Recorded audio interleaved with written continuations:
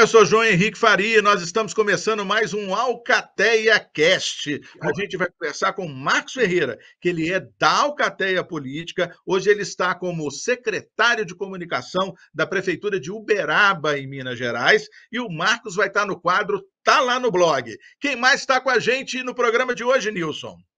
Olá, João Henrique. Quem está no programa conosco hoje é Natália Mendonça, sócia da Vitorino Mendonça, que além de ser um escritório de assessoria, de consultoria política, é também hoje o maior formador de profissionais para a área de comunicação governamental e marketing político. Isso, e Natália Mendonça, não é? É uma pessoa que entende muito do marketing político, muitas campanhas já realizadas em parceria com Marcelo Vitorino na sociedade que eles têm, e certamente foi um papo muito bom e muito proveitoso, muita técnica, né, Nilson, nessa conversa de Nilson Rashizumi com Natália. Então, daqui a pouco a gente vai ter essas duas conversas, começando com o Marcos Ferreira no quadro Tá Lá no Blog. Solta a vinheta do Tá Lá no Blog aí, Ligue TV. Tá Lá no Blog. Marcos Ferreira, nosso amigo, secretário de comunicação da Prefeitura de Uberaba, e aqui participando como membro da Alcateia Política do Tá Lá no Blog, falando de um de seus artigos ali publicados. Marcos, vamos começar logo? Quero saber de você o seguinte: tem gente que acha que pode deixar para pensar sua campanha e começar a trabalhar só lá no dia 16 de agosto, no primeiro dia em que se pode fazer oficialmente a campanha eleitoral. O que você tem que dizer para essa turma? Olá, quero agradecer a oportunidade de estar aqui falando com vocês sobre essa questão do início da campanha eleitoral. Todos sabem que a data oficial da campanha, em que você pode distribuir santinho, pedir voto, balançar bandeira, é a data do dia 16 de agosto do ano eleitoral. Porém, de hoje até essa data, você faz a sua pré-campanha. É o momento de você se organizar internamente, organizar a equipe, organizar com multiplicadores, fazer o planejamento, como fazer sua mensagem chegar, qual estratégia você vai usar, quais são os meios que você vai utilizar, organizar tudo isso. Você não pode perder voto, mas você pode construir o seu projeto eleitoral. E é muito importante esse período porque você tem tempo para construir a sua reputação. Não espere dia 16 de agosto, porque o período eleitoral é para você consagrar tudo aquilo que você fez na sua trajetória. Bom, de tantas coisas importantes que tem lá no seu artigo, Marcos, lá no blog da Alcateia Política, e que a gente está conversando aqui no nosso quadro da Alcateia Cast, tá lá no blog, tem uma que é fundamental, a questão do planejamento. Qual é a importância de planejar uma pré-campanha e uma campanha política, Marcos? Planejar a campanha eleitoral, né? Como que se faz isso? É só no período eleitoral, depois do dia 16 de agosto? Não. Esse é um trabalho interno que começa agora. O que você pode fazer agora para, na época da eleição, você focar, você candidato, focar em pedir voto?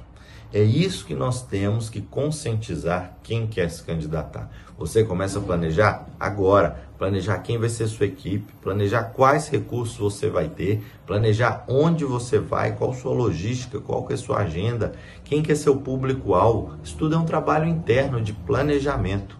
A importância de você fazer isso agora é economizar tempo para chegar no período eleitoral, você focar em colar adesivo, distribuir santinho, fazer caminhadas, passeatas, carreatas aí pela cidade. Então, com um trabalho focado, você, assessoria, você, candidato, tem tempo de sobra para pedir voto, que é o que importa ali a partir do dia 16 de agosto. Para fechar, Marcos, isso não está lá no artigo, mas eu quero saber de você. Qual é a importância de se ter uma boa estratégia e de ter bons profissionais trabalhando com você na sua campanha eleitoral e na sua pré-campanha? Qual é a importância da estratégia e dos bons profissionais para esses dois momentos importantíssimos de uma campanha? E para fechar nessa última pergunta, que é tão importante, tudo que a gente falou, mas para ser executado precisa de estratégia. E aí as pessoas acham que estratégia está muito longe. Eu tenho uma estratégia, mas você já parou para pensar como foi definida essa estratégia? Você fez um bom diagnóstico? E o que quer dizer fazer um bom diagnóstico? É saber onde você está situado nesse cenário eleitoral, principalmente o candidato ao cargo de executivo, prefeito. E vereador, que é a campanha mais difícil.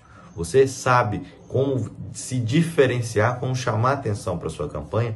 Tudo isso é com base na estratégia.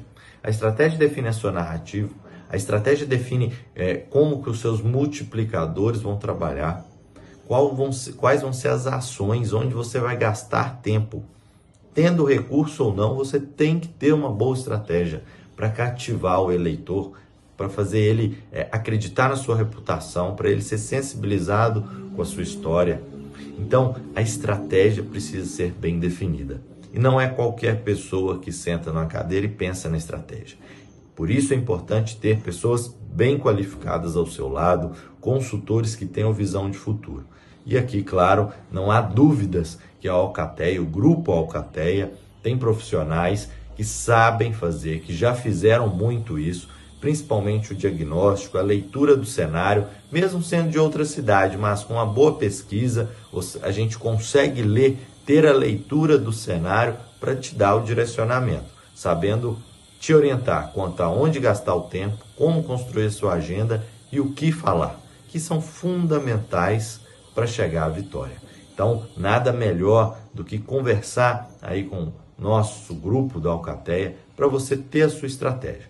Vale a pena, tenho certeza disso, que você não vai se arrepender em pelo menos ter uma conversa. Sobre contratar ou não, você vê depois, mas a primeira conversa já vai te dar um norte, e isso vale a pena. Quero aqui agradecer a oportunidade dessa troca de experiência, esse espaço para falar sobre pontos importantes aí e, claro, sempre fomentando o nosso grupo que é a Alcateia. Muito obrigado e tenham todos aí um bom trabalho. Obrigado, Marcos, por essa conversa aqui no Tá Lá no blog do Alcateia Cast, na Ligue TV, um programa da Alcateia Política. Foi bom demais conversar com você. Os artigos do Marcos estão lá no blog da Alcateia Política e eu espero que vocês consultem tanto os artigos do Marcos quanto de todos os outros consultores e estrategistas políticos da Alcateia. Dá um pulo lá no blog da Alcateia, ao endereço aqui, ó. Dá um pulinho lá no blog e você vai conseguir saber muita coisa interessante, ter muitos pontos de vista interessantes a respeito de diversos assuntos do marketing político visando as eleições de 2024. Alcateia Cast. Marqueteiro não! E hoje no Alcateia Cast nós estamos recebendo ninguém mais, ninguém menos do que a Natália Mendonça, né? Para você que está desavisado, para você que ainda não tem muita informação a respeito, eu vou dizer que simplesmente a Natália Mendonça é uma das pioneiras na área do marketing político digital, né? Ela simplesmente começou lá atrás com o Marcelo Vitorino, né? Como estagiária até, e hoje nada mais, nada menos do que sócia, né, da Vitorino Mendonça, provavelmente o hub de maior importância e relevância no mundo do marketing político digital dentro do Brasil e, por que não dizer, um pouco fora também, né? Seja bem-vinda, Natália, é uma satisfação, um privilégio receber você aqui. Obrigada, Nilson, obrigada pelo convite de estar aqui. Eu fico muito feliz de participar de iniciativas de produção de conteúdo, de marketing político. Eu acho que o mercado ganha muito com isso e fiquei muito feliz com o convite. Muito obrigado.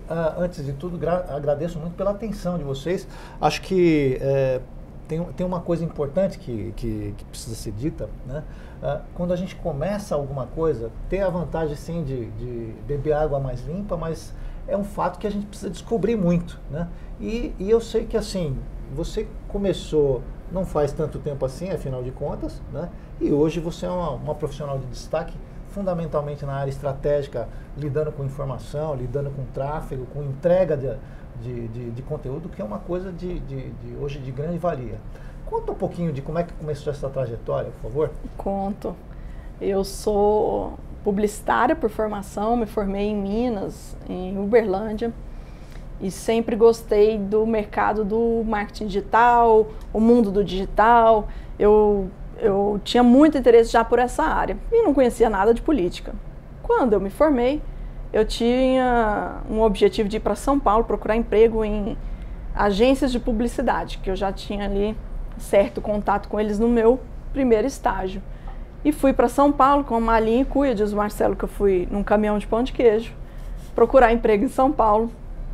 Cheguei em julho de 2010, bombando de vaga para fazer campanha eleitoral, e eu não fazia nem ideia. Me candidatei numa dessas vagas porque eu precisava de um emprego para me manter ali e até arrumar algo que eu gostaria de fazer como carreira, né?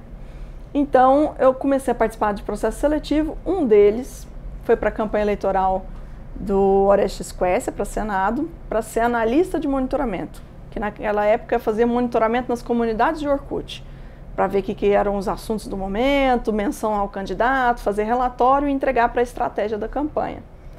Como era dentro do marketing digital, coisa que era meu objetivo, eu topei fazer. A partir do momento que eu entrei ali naquele galpão, aquele QG, cartaz de candidato em todas as paredes, computador, um monte de gente doida passando para lá e para cá, eu falei, gostei desse negócio de política. Entrei e o mosquitinho da política me picou, e ali eu comecei a ver a possibilidade de juntar o marketing digital com uma carreira do marketing político, que eu nem conhecia até então. Na faculdade não se fala sobre isso, pelo menos naquela época não se falava. E aí eu comecei a trabalhar dentro desse processo de campanha. Meu candidato desistiu naquela eleição, eu pensei, agora eu estou no olho da rua, acabou, não sei mais o que fazer, mas foram me alocando dentro dessa agência que faziam várias campanhas, em outras campanhas. Então fui fazer também Rodrigo Garcia, deputado federal, fui fazer também segundo turno do Serra versus Dilma, uma campanha presidencial logo de cara, só para ver ali se eu realmente tinha gostado ou não. Já fui para esse desafio. Terminando a campanha, eu sabia que era um emprego temporário, mas eu tinha gostado, e a agência me ofereceu, falou assim, você quer ficar? Algumas pessoas que trabalharam ao longo da campanha foram ofertadas a vaga para ficar dentro da agência e atender clientes políticos. Eu falei, pô, quero, gostei, eu queria trabalhar dentro de uma agência, então tá tudo certo. E fui para ser assistente do Vitorino, que já era um estrategista dentro dessa agência. Comecei atuando com ele em alguns clientes, a gente atendia também o corporativo, atendia o político, e fomos andando assim com essa parceria, até o momento que a agência disse que ia fechar a operação em São Paulo. Eles tinham operação em Florianópolis, São Paulo e Brasília, fecharam a operação São Paulo, e aí de verdade eu fiquei no olho da rua. Aí realmente me demitiram, não tinha mais nada. Eu falei, o que eu vou fazer agora? E aí o Vitorino me ofereceu sociedade, ele queria abrir uma empresa, começar a atender clientes políticos de forma autônoma, não mais dentro de uma estratégia, dentro de uma estrutura de agência. E eu topei essa aventura. E hoje virou 2 negócios, né? A Academia Vitorino Mendonça, que é o nosso negócio de educação, para dar cursos e toda a nossa área de produção de conteúdo que a gente tem. E a Vitorino Mendonça, que é a nossa área de consultoria, que a gente atende clientes políticos, que a gente não atua como agência, como eu queria lá atrás, como carreira, mas sim só como consultores, estrategistas. A gente começou muito forte dentro do marketing digital, era inclusive uma especialidade do Vitorino, era a minha área de interesse, de trabalhar, especializar e também de atuar, mas hoje a gente já atua em diversas frentes. Mas vem daí também toda a minha produção de conteúdo, todo o meu interesse em falar, por exemplo, de tráfego pago, de uso de site, de SEO, de indexação, de todas as estratégias de marketing digital, vem dessa origem aí, da qual eu vim, da qual a gente iniciou todo esse projeto que virou hoje a Vitorino Mendonça. Tá, agora me diz uma coisa, quando a gente fala de entrega de conteúdo, né, eu sei que você é uma das profissionais hoje no Brasil que muito se especializou e seguramente é destacada por essa competência. Qual é o pulo do gato, né, dessa distribuição de conteúdo? Porque assim, não basta chegar lá, né? Ele tem que chegar lá num preço competitivo, segundo eu entendo. Sim. Como é que é esse desafio? Então, a gente tem alguns desafios aí, né, dentro da estratégia de entrega, de ativação, de entrega de conteúdo dentro do marketing político, né? Eu, quando comecei, fazia tanto para mercado corporativo quanto para política. E a maior diferença deles é que no mercado da política a gente não tem retorno sobre o investimento. Eu não consigo saber o que de fato está convertendo. E era uma dificuldade imensa para mim falar, pô, minha estratégia está funcionando ou não está funcionando. Então, a gente foi desenvolvendo, eu e Vitorino juntos, alguns testes, algumas metodologias, algumas formas de usar o impulsionamento para que isso tivesse realmente uma efetividade, fizesse uma diferença naquele projeto político. Só que isso foi muito lento. Eu trabalho com tráfego, por exemplo, desde 2011. Foi minha primeira campanha onde eu me meti ali a começar a explorar essa ferramenta.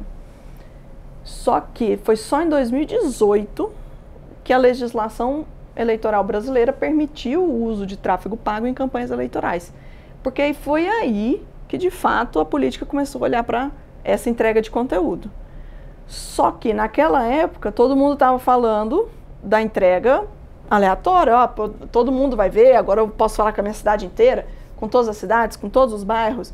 Todo mundo começou a enxergar essa possibilidade como panfletagem digital.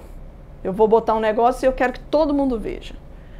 E como eu já estava atuando no mercado corporativo, já com estratégias de segmentação, de peças específicas, medição de retorno de investimento, a gente já sabia que esse não era o caminho, que o melhor uso realmente era a gente segmentar conteúdo, fazer a entrega de conteúdo, formato e público bem colocado, e não fazer simplesmente panfletagem. Mas naquela época até era mais barato fazer assim, né? Você colocava lá, todo mundo via, se funcionava ou não, tanto faz.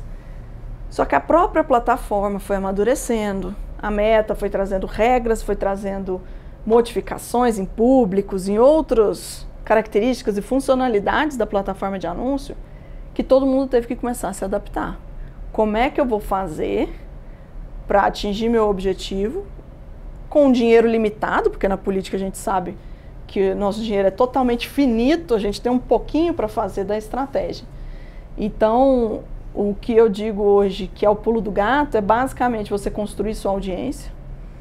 Então, você ter uma produção de conteúdo que as pessoas já vão se identificando, já vão se engajando com aquele conteúdo, você vai testando públicos que podem de fato se interessar por aquilo, você vai enchendo as suas caixinhas de gente interessada naquilo que você fala, para que depois você possa, num momento oportuno, principalmente em campanha eleitoral, fazer o remarketing.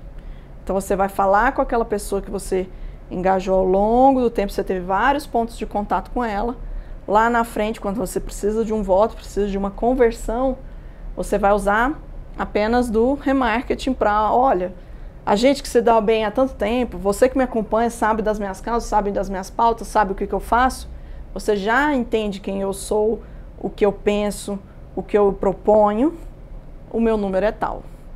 Então, hoje é uma estratégia que dá para trabalhar bem em pré-campanha, porque ficou entendido na legislação que é possível fazer impulsionamento em pré-campanha e que a gente usa para essa construção para chegar numa campanha eleitoral com menos recursos, mas que realmente dê algum retorno. Ou seja, a ferramenta permite que a gente possa construir essa base com muita antecedência sem necessariamente esperar especificamente o período eleitoral para fazer alguma movimentação.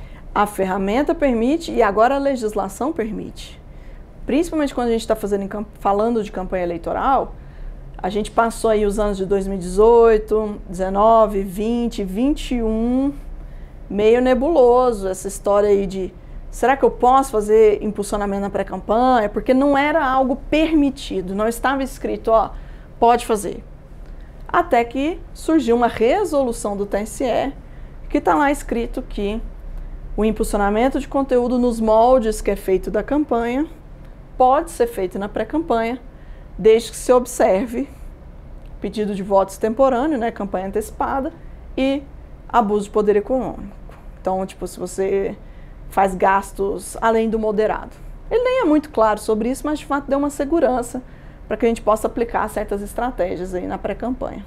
Percebo. E agora me diz uma coisa, o fato de você ter uma organização com uma Meta, né, que é dominante, né, é ela basicamente quem define regras com relação aos principais canais públicos de comunicação que podem ser utilizados pelos candidatos, quão fácil ou quão difícil é lidar com essa empresa que acaba sendo onipresente, né? A gente basicamente na política tem duas opções, que é Google e Meta. e de fato difundido mesmo, o cliente entender e querer fazer, é Meta, que é Instagram, Facebook. Pouco se fala em impulsionamento para YouTube ou os links patrocinados. Eu gosto muito de usar, mas a maioria dos clientes nem considera isso quando vem pedir ou topa fazer o impulsionamento. Lidar com essas plataformas eu acho muito difícil, porque política é um tema que eles não gostam de tratar, eles não têm estrutura para tratar, eles não fazem questão e nem devem fazer.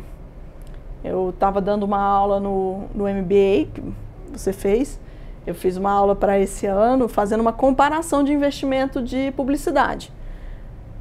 Estados Unidos e Brasil, política e não política. Quando a gente vê isso, basicamente a gente é uma formiguinha bem pequenininha no todo da Meta Brasil. A política, apesar de ter um aporte financeiro muito grande na época da campanha eleitoral, mesmo assim representa muito pouco no todo da empresa, né? Mesmo no ano eleitoral. E se você for pegar global, resultados da Meta, esse tipo de coisa, nem uma eleição americana consegue mexer com o resultado da Meta. O resultado financeiro mesmo, né? De retorno ali do que aconteceu com a empresa. Então, assim, quando a gente coloca isso em perspectiva, você começa a ver que eles não vão fazer questão mesmo de tratar esse mercado como um bom nicho. Algumas plataformas já se posicionaram contra anúncios políticos, então Twitter, que hoje é o X, aquela coisa toda, nunca aceitou fazer, o TikTok nunca aceitou fazer, quem aceita é Google e Meta, e elas criaram toda essa relação cheia de regras, e que eu acho que até tem uma certa lógica por trás, mas essa falta de estrutura é muito ruim para o nosso mercado. Então você não consegue ter respostas rápidas do suporte, a gente recebe bloqueio a rodo no meio de uma campanha eleitoral, você não consegue gastar o dinheiro, você não consegue fazer um bom acompanhamento das métricas, da prestação de contas, da documentação. Então, assim, se fosse para definir a dificuldade que a gente tem, eu diria que é difícil, mas eu não vejo perspectiva de que isso melhore. Realmente a gente tem que lidar com as migalhas que eles oferecem, com o pouco que eles fazem de questão de trazer esse mercado para perto, mesmo que é um mercado que está se profissionalizando.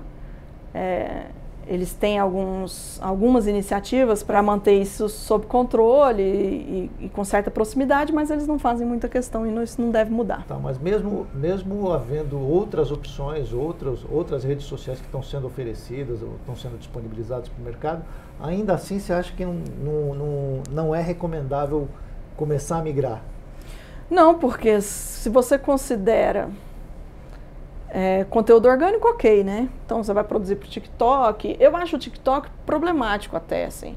Se você não tem um perfil midiático, aquele perfil polêmico, em que você vai botar um negócio lá e vai viralizar, e mesmo assim pode não ser bom, porque você fala lá com o Brasil e o mundo, né? Você não fala com a sua base eleitoral. Então, do ponto de vista político, eu até acho que ele pode ser bom, mas não seria meu primeiro esforço de investimento numa equipe, porque ele não vai aceitar patrocínio para eu direcionar para quem eu quero. Ele é uma rede de viralização, então eu vou falar com um monte de gente que eu não quero. Pode ser que isso me gere um recall suficiente para ser eleito? Pode ser. Mas a gente sabe que a gente tem equipes limitadas de produção. Sim. Então não é hoje algo que eu incentive ou que eu diga que é uma boa estratégia. E até eu recebo até críticas sobre isso, né? Porque é a rede social do momento, as pessoas querem estar, tem números muito rápidos, você consegue métricas muito boas, rápido, então... Mas eu tenho essa opinião, que lá no orgânico vale pouco, no impulsionado, que é onde teria maior valor para a política, não vale nada, porque você não pode fazer. E eu já tentei, tá? Já tentei subir sem falar que é política, eles sabem, o algoritmo dessas plataformas com certeza são mais inteligentes que a gente, né? Então temos que levar isso em consideração. Então, mesmo surgindo outras opções, a gente acaba ficando com a estratégia de ativação, de entrega de conteúdo, de segmentação, nas mãos do Google e da Meta. E hoje, eu sou defensora do impulsionamento, assim, e quem está assistindo e vai notar, hoje, para mim, só faz sentido produzir conteúdo se você entregue. E você não vai entregar para a base orgânica primeiro. Porque quem segue já tem ali uma certa afinidade. Sim. Você precisa conversar com essas pessoas? Precisa. Mas você precisa ir além. Então, para furar a bolha, é impulsionamento. Quem segue não necessariamente vai ver tudo que você posta. Você tem que patrocinar para essa pessoa também. Então, a gente fica ali meio sem opção, né? O patrocínio é a única opção mesmo para que você realmente consiga entregar seu conteúdo. Então, a gente fica meio refém. E se essas plataformas desligarem lá a caixinha da política, falar que não vai ter mais, acabou também, gente, não tem o que fazer. Temos que voltar para as campanhas pré-2018, em que você tinha que pensar muito bem o conteúdo para que ele chegasse no público que você quer. Sim. E torcer aí para o algoritmo entregar. Entendi. Natália, você está há bastante tempo na política e seguramente defendeu candidatos majoritários, proporcionais em várias localidades no Brasil. As pessoas continuam dizendo que naquele lugar as coisas são diferentes? Como é que é isso? Sim. Essa é uma das frases que a gente mais ouve, né? Boa parte da nossa profissão é viajar. Eu acho isso até uma grande vantagem. A gente conhece o Brasil que muita gente não conhece, né? Verdade. Ainda mais, eu morei muito tempo em São Paulo, em Minas, aquilo lá, Brasília é uma bolha. A gente não sabe o que é Brasil até você começar a viajar. Então, eu já me meti em cada lugar assim que eu nunca imaginei na minha vida. Minha mãe não faz nem ideia de onde a gente andou, de barco, de carro, de charrete, de balsa, aquela coisa toda para você ver o Brasil. E aí você começa a entender os perfis das localidades, você começa a entender que realmente cada lugar tem a sua característica. E quando você chega para fazer um trabalho profissional, você tem que ter noção disso. E nunca foi nosso perfil na Vitorino Mendonça chegar com uma fórmula pronta. Isso eu faço em Goiânia, isso dá certo, vou fazer em Manaus. Pô, a gente nunca fez isso, essa nunca foi a nossa postura. Mas as pessoas que nos recebem, né, que são do local, elas vivem tanto aquela política, mas tanto, e elas sabem que São Paulo, Minas, Brasília é uma realidade diferente delas, que elas vêm até muitas vezes sem a maldade ou sem a hostilidade falar, não, mas aqui é diferente, você precisa saber, isso aqui é muito específico. E a gente, na maioria dos casos, leva numa boa, quando não há um preconceito com o nosso trabalho também, né? Senão a gente tem que atuar até de forma mais ostensiva, mostrando como funciona o nosso processo de estudo, de pesquisa, de conversas locais, que tem todo um background para que você faça a estratégia de um candidato, né? A gente não chega lá com fórmula pronta. Mas acontece de profissionais que chegam. E aí eu fui entender isso também viajando. Muitos dos nossos clientes relatam, né? Não deu certo com fulano, ou com ciclano, ou há 15 anos atrás, sei lá quando, porque chegou aqui querendo implementar uma fórmula de campanha. E aí a gente foi entendendo de onde vem esse ranço, essa resistência, né? Apesar da gente não ser assim, a gente vem de uma escola mais nova do marketing político, então muitos dos clientes antigos já fizeram muita campanha, já viram acontecer. Então a gente leva numa boa, tenta mostrar de onde vem o trabalho, usa muita pesquisa, muito dado, muita conversa local. Então conversar com o taxista, com o Uber, com a recepção do hotel, com o garçom do restaurante, ouvir mesmo, não que a gente vá tratar isso como dados absolutos, porque não é a ideia, mas só de você ouvir como é que as pessoas falam, como é que elas se referem à política ali, que tipo de expressão elas usam, já ajuda a gente a ir se integrando ali ao local. Entendi. E assim, é claro que você não leva a fórmula pronta, inclusive porque os desafios são muitas vezes díspares demais, né? Agora, nessa perspectiva, ainda assim, a Vitorino Mendonça tem e criou uma metodologia. Sim. Não é verdade? Né? Como é que isso encaixa dentro do contexto a partir do momento em que você começa a juntar os elementos, como é o caso da pesquisa, da militância, da organização de campanha, na hora de definir esse caminho crítico? É uma boa pergunta, porque qual é a diferença, né? Do não tem uma fórmula, mas tem uma metodologia. É uma ótima pergunta, porque na verdade a nossa metodologia é estudar. E aí dali você tomar decisões. E muitas das decisões e orientações que a gente traz vêm de experiência. E eu tenho 9 anos a menos de experiência que meu sócio, por exemplo. Então ele com certeza consegue dar orientações e caminhos para um cliente com mais rapidez, com mais assertividade do que eu daria. Então a gente acaba misturando um pouco de coisas, né? A gente segue uma metodologia que é chegar a fazer pesquisa qualitativa, faz pesquisa quantitativa, estratifica a região, estuda, ouve as pessoas, conversa, ouve o cliente, faz entrevista em profundidade, fala com a família do cliente, treina todo mundo, fala com a equipe, vê quem tem, quem está fora, como foi as últimas disputas, o arquétipo cultural. A gente faz todo um levantamento que a gente chama de diagnóstico. Primeiro, entendemos o cliente, o cenário, o que ele quer, se vai dar certo, passado, olhamos. A partir dali a gente começa a cruzar. O que você quer? Como estão as pesquisas? Da onde está vindo rejeição? Da onde está vindo aprovação? O que a gente tem que reforçar? O que a gente tem que tentar combater? Onde que está o ponto fraco, o ponto forte? Então, isso é metodologia. Isso a gente faz para todos os clientes. Agora, o que a gente vai encontrar nessa navegação toda pelos dados e informações é o que faz a fórmula final ficar diferente. Então, daí que está a maior parte da diferença. A metodologia a gente aplica para todo mundo, o que sai dela é o que faz a estratégia ser bem encaixada. Bacana. Vamos mudar um pouquinho o perfil. Eu queria saber de você, se sendo o mundo da política um mundo tão masculino, né, se isso chegou a ser uma dificuldade ou um problema para você. O fato de ser mulher, né, e de ser muito profissional, né, já tivemos a oportunidade de trabalhar juntos. Sim. Você é uma pessoa que tem uma linearidade, uma maneira de lidar muito profissional, muito tranquila com relação ao desenvolvimento do trabalho, né, e costuma separar bastante bem, né? Como é que isso foi ao longo da sua trajetória?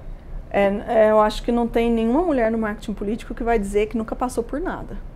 Isso... a gente tem níveis diferentes de problema com machismo, com assédio, esse tipo de coisa.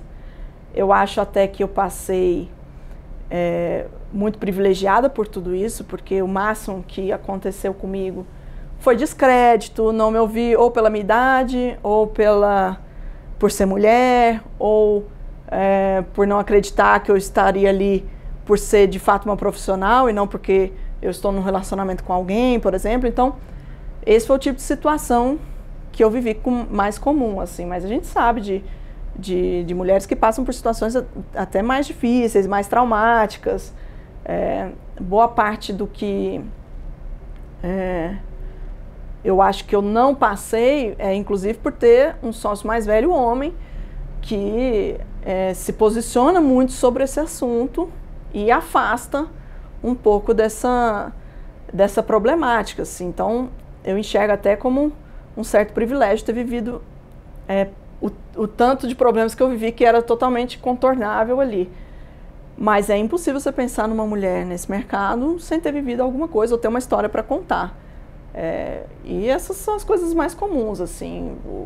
O que eu vivi de descrédito, assim, ouvir da minha boca uma coisa, mas ter que ouvir também de alguém, de um homem, ou de uma outra pessoa, ou de um funcionário, ou de outra pessoa que também tem que ter a mesma opinião para valer, sabe?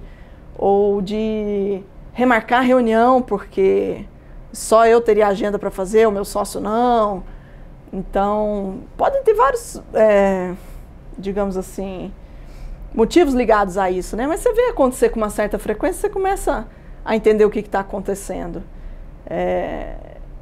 É um assunto que eu gosto de trabalhar com as minhas alunas, por exemplo, de incentivar, de produzir conteúdo, de mostrar profissionalismo, de realmente ter postura, que eu acho que um ponto que você falou que é muito importante para mim, é a postura de sempre estar profissional ali, para que realmente isso não seja uma questão daqui a um tempo, ter uma postura de combate a esse tipo de situação e uma postura profissional muito séria, para que isso vá ficando cada vez mais afastado. Você estava falando ainda há pouco sobre o fato de ser mulher e o quanto é importante manter postura, manter profissionalismo em relação a todas as situações que estão colocadas. Agora, como é que é possível, né? E lembrando sempre que normalmente vocês fazem muitas campanhas ao mesmo tempo, muitas campanhas simultâneas, né? Como é que consegue conciliar a vida familiar e essa vida profissional? Porque afinal de contas, né, nós homens também temos as nossas famílias, mas até um arranjo provavelmente um pouco diferente. Você, sendo estrategista política, você muitas vezes precisa estar presencialmente nos lugares, né? Como é que é conciliar isso? Exatamente. Quando eu comecei nessa carreira, eu comecei até meio desavisada sobre isso, sabe? Eu comecei a viajar, mas eu já namorava meu marido quando eu comecei. E a gente namorava à distância, porque ele ficou na cidade em que a gente começou a namorar e eu fui para São Paulo. Então, eu tinha até certa agenda livre, porque eu não tinha motivo para fazer nada em São Paulo, assim, a não ser trabalhar. Então, isso me ajudou muito a dar uma acelerada na minha carreira, assim, desde nova. Mas eu não pensava muito o que isso ia significar na formação da minha família, ou ter isso no futuro, ou quanto mais velha eu fosse ficar, o que isso ia impactar. E eu fui vivendo. Até o momento em que realmente a gente decidiu morar junto, casar, começar a pensar em filhos.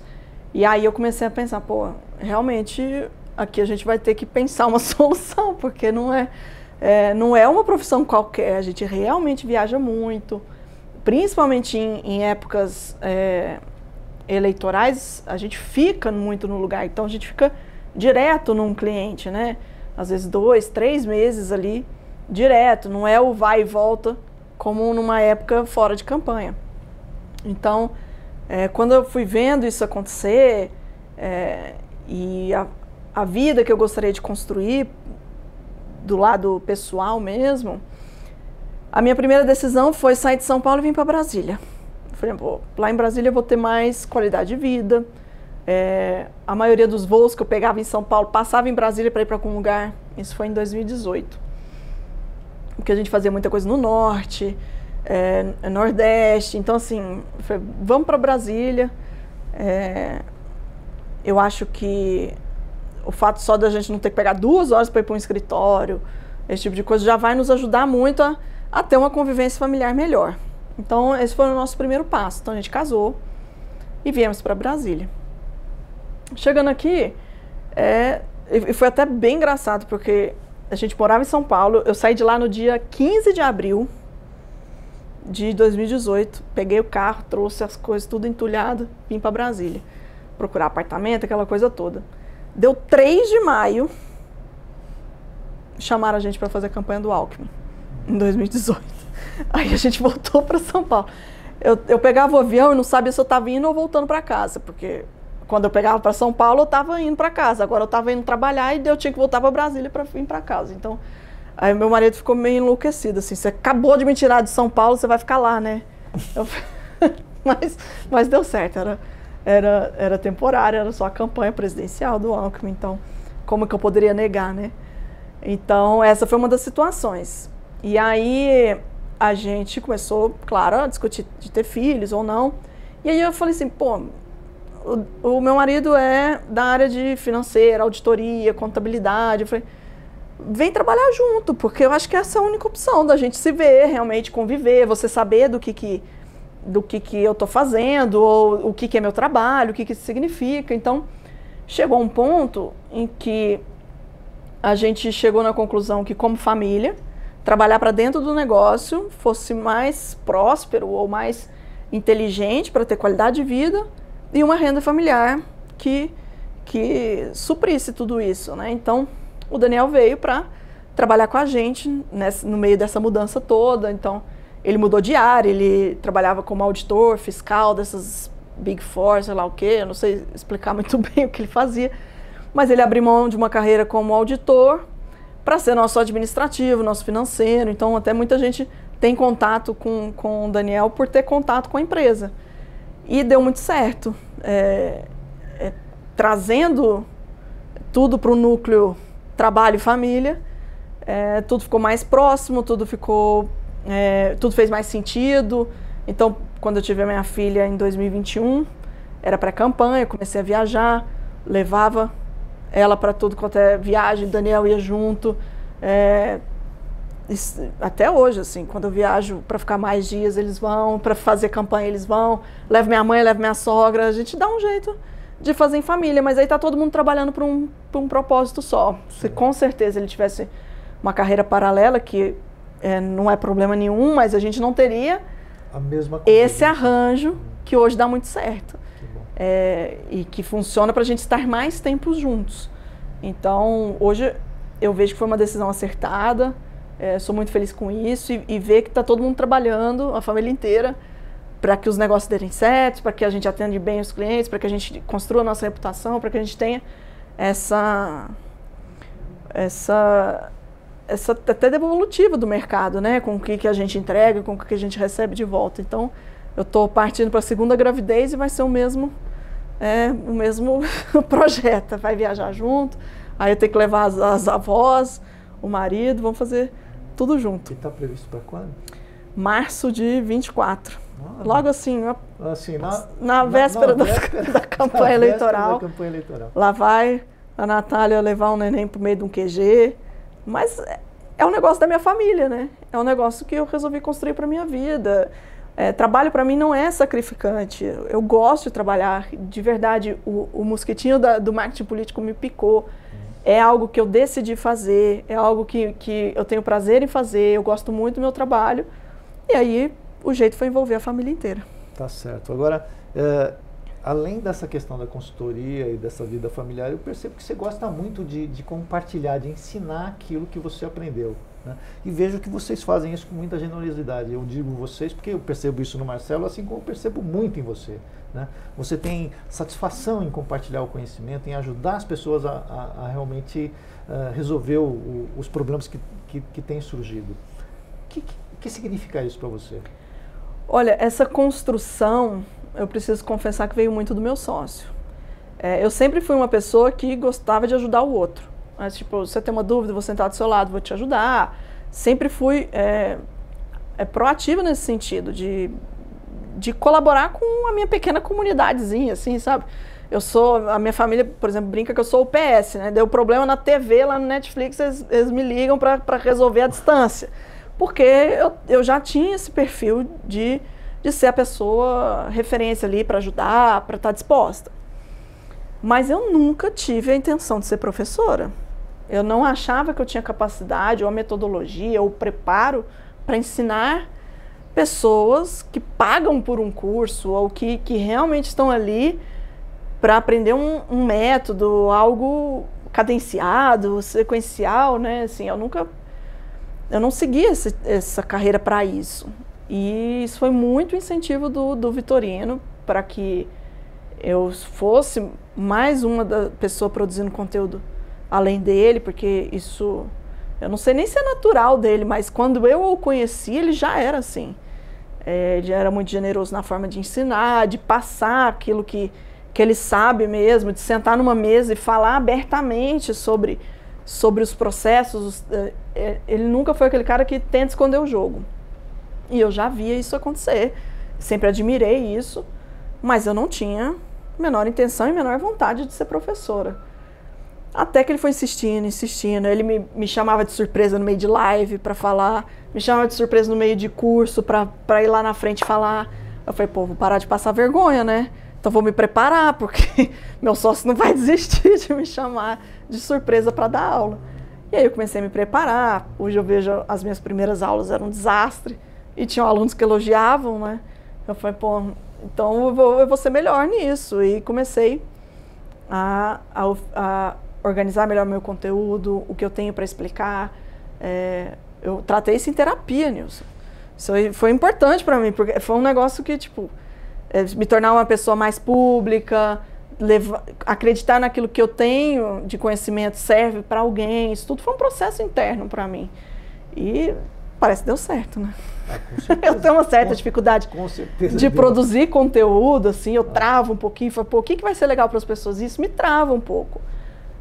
E aí é muito, realmente, a mão do Marcelo me empurrando, fala, não, fala disso, fala daquilo, você sabe fazer isso, você sabe fazer aquilo. Mas eu me imaginava mais como uma profissional de bastidor. E foi muito essa construção dele que me levou para dar aula. Que bacana. E o que é que a gente tem para esperar da Vitorino Mendonça, tanto da academia como da consultoria, para o ano que vem? Que nós estamos no final já de 2023. Já estamos no final de 2023, já trabalhando muita pré-campanha pelo primeiro ano, assim, para a gente, com tamanha antecedência. A gente costumava fechar campanhas ali em março, maio, para começar a trabalhar. E nesse ano, assim, 2023, um ano não eleitoral, o negócio bombou, de gente procurando, até de cursos, de pré-campanha. O movimento do mercado nos impressionou muito para um ano não eleitoral. Então, para o ano que vem, com certeza, muito trabalho, muita viagem, mais cursos, mais conteúdo e uma nenenzinha tiracolo, que com certeza vai aparecer nas lives, vai aparecer no QG, quem estiver trabalhando com a gente vai ter uma neném aí para acompanhar, mas do ponto de vista de empresa, assim, o nosso objetivo é ser sempre melhor. Tá. Entregar mais, a gente se prepara para isso, a gente trabalha para isso, a gente passa todos os nossos dias procurando ser melhor. Tá. Do ponto de vista de educação e da consultoria. Em relação ao mercado, eu tive a impressão de que esse ano foi um ano em que as coisas não pararam, né? A não ser quem efetivamente ainda vai começar a dar os primeiros passos, a grande maioria não tirou o pé. Quem passou pela eleição do ano passado continuou andando e continuou produzindo conteúdo, distribuindo e assim por diante. Essa é a impressão que eu tenho. Eu compartilho dessa impressão. Realmente foi um ano muito agitado para ser um ano não eleitoral. Normalmente no ano não eleitoral, inclusive a gente dedicava mais à educação, a preparar mais material, fazer mais conteúdo. E esse ano a consultoria tomou tanto tempo nosso, que não era esperado, que a gente mudou o planejamento na correria do ano. Foi assim, pô, não estou conseguindo fazer tudo aquilo que a gente faz, de produzir para os nossos alunos, ou até os conteúdos gratuitos que a gente disponibiliza, devido à movimentação de mercado. Entendi. Então, a gente está tentando ainda achar esse equilíbrio para que a gente não deixe desassistir dessa outra parte. Entendi. Bom, nós estamos chegando para o final, né? Eu quero que você deixe um recado aqui para a nossa audiência, sejam os nossos colegas da área de comunicação governamental e marketing político, seja para os mandatários e candidatos a mandatário, né? No que diz respeito à preparação e o desafio que vai ter para o ano que vem. Com certeza esse é um ótimo gancho, Nilson, porque o ano que vem a gente vai ter muito mais campanha do que a gente teve em 2022. Então, as eleições municipais, elas têm mais volumes de campanha. A gente teve, nas eleições gerais, cerca de 35, 40 mil candidatos, agora vão ser 400 mil candidatos. Agora, imagina a porcentagem dessas candidaturas que realmente sejam competitivas e têm recursos financeiros para investir em equipe. Mesmo assim, é muita gente. E falta profissional, falta gente preparada, falta gente com postura. Essa é uma parte muito importante da preparação profissional. Então, quem realmente estiver focado em fazer uma carreira dentro desse mercado, quiser realmente construir uma reputação e dar um salto na carreira, o ano de eleição municipal é ótimo para isso. Aproveitem, se preparem, conversem com colegas, produzam conteúdo, participem de iniciativas, preparem todo um terreno para que seja melhor aproveitado todo esse período que tem data para acabar, que é a data da eleição que a gente tem em outubro de 24. Então, eu recomendo toda essa preparação e aproveitar o hype da eleição para dar um upgrade de carreira. Natália, mais uma vez, muito obrigado. Você, como sempre, foi muito generosa. Uma satisfação receber você aqui. Espero que a gente possa, em breve, trazer para outras novas conversas e trazer um pouco de causos, né? Porque com tanta experiência em campanha, seguramente você deve ter muita coisa para contar. Tem os contáveis e os não contáveis, né, Nilson? Não, mas vamos tentar nos contáveis. Mas com certeza, né? Muito obrigada pelo convite. Agora nós vamos nos despedir do público dizendo lá, né, o propósito desse frase, programa. Vamos lá. Né? Vamos lá? Vai. 1, 2, 3. Marqueteiro não. Alcateia Cast. Estamos chegando então no final do Alcateia Cast. Eu quero agradecer demais pela participação da Natália Mendonça, pela sua audiência, né? E também pela participação do Marcos Ferreira. João Henrique Faria.